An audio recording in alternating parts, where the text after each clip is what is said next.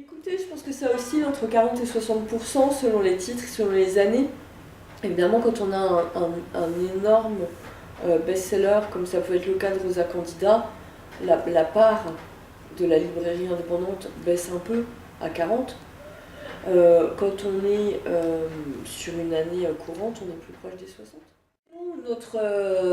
Notre vocation, notre objectif principal, c'est ce dialogue permanent avec la librairie indépendante. Je veux dire qu'il y a de très bons libraires dans les librairies d'enseigne, c'est évident. En revanche, il y a une politique des librairies d'enseigne qui ne correspond pas du tout à la politique éditoriale de Zuma et surtout à la philosophie de la librairie. Alors ça a eu été, aujourd'hui c'est un peu plus difficile ou ça rend un peu perplexe, on va dire. Maintenant, nos interlocuteurs privilégiés, c'est évidemment tous les libraires de la librairie indépendante. Vous avez une collection numérique. Oui. Selon vous, quelle est la place de la librairie indé dans le numérique, justement? Nulle.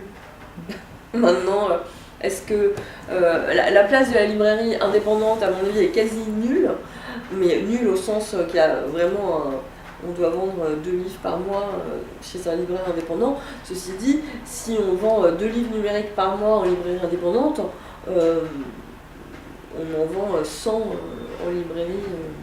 Je parle pour un livre sur un titre. Mais sur les ventes d'un roman qui est bien défendu en librairie et dont on va vendre, je sais pas, 3500 exemplaires, donc pas une vente énormissime, mais pas non plus quelque chose de plutôt sympathique.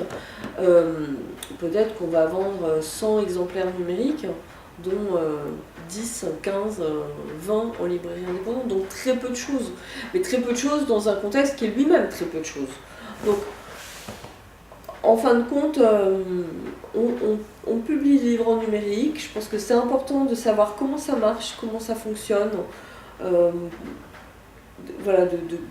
le faire pour en avoir l'expérience. Maintenant, franchement, c'est pas très intéressant.